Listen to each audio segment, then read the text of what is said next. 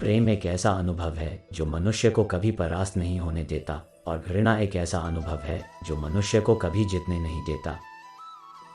जीवन ना तो भविष्य में है और ना ही अतीत में, जीवन तो बस इस पल में है, केवल इस पल में। राधा ने श्री कृष्ण से पूछा, प्यार का असली मतलब क्या होता है? श्री कृष्णा ने हंसकर कहा, जहाँ मतलब होता है वहाँ प्यार ही कहा होता है। राधा कृष्ण का मिलना तो बस एक बहाना था, दुनिया को प्यार का सही मतलब समझाना था। जीवन में आधे दुख इस कारण जन्म लेते हैं क्योंकि हमारी आशाएं बड़ी होती है। इन आशाओं का त्याग करके देखो, जीवन में सुख ही सुख है। प्रेम और आस्था दोनों पर किसी का जोर नहीं, ये मन जहाँ लग जाए वही ईश्वर नजर आता है। और अहंकार करने पर इंसान की प्रतिष्ठा, वंश, वैभव तीनों ही समाप्त हो जाते हैं। अहंकार मत कर किसी को कुछ भी देकर, क्या पता तू दे रहा है या पिछले जन्म का कर्जा चुका रहा है। और बुरे कर्म करने नहीं पड़ते हो जाते हैं और अच्छे कर्म होते नहीं करने पड़ते हैं। जब आप प्रभु के साथ जुड़ जाओगे तो आपकी परीक्षा आरंभ हो जाएगी। कुछ लोग इसे दुख समझते हैं तो कुछ लोग प्रभु की कृपा। जीवन में समय चाहे जैसा भी हो, परिवार के साथ रहो, सुख हो तो बढ़ जाता है और दुख हो तो बढ़ जाता है। और फल की अभिलाषा छोड़कर कर्म करने वाला पुरुष ही अपने जीवन को सफल बनाता है।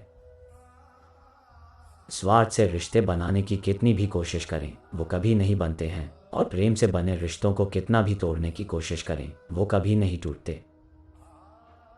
अगर व्यक्ति शिक्षा से पहले संस्कार, व्यापार से पहले व्यवहार और भगवान से पहले माता पिता को पहचान ले तो जिंदगी में कभी कोई कठिनाई नहीं आएगी।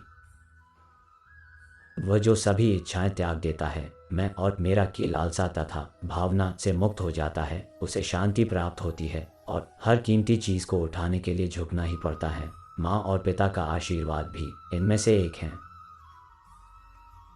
खाली हाथ आए खाली हाथ वापस चले जाओगे। आज तुम्हारा है, कल किसी और का था, परसों किसी और का होगा। तुम जिसे अपना समझकर मगन हो रहे हो, बस यही प्रसन्नता तुम्हारे दुखों का कारण है।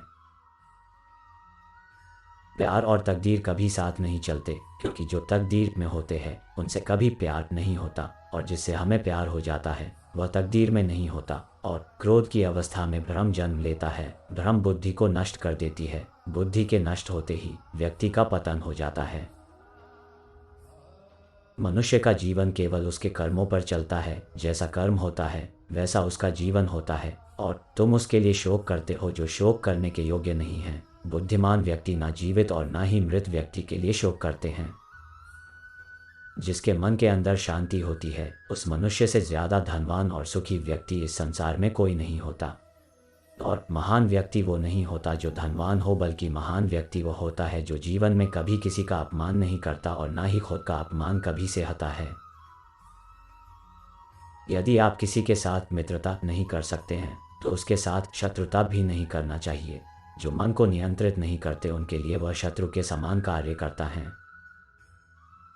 श्री कृष्ण जी कहते हैं, जिस व्यक्ति को आपकी कद्र नहीं, उसके साथ खड़े रहने से अच्छा है आप अकेले रहे। और जिस व्यक्ति के पास संतुष्टि नहीं है, उसे कितना भी मिल जाए वह असंतुष्ट ही रहेगा।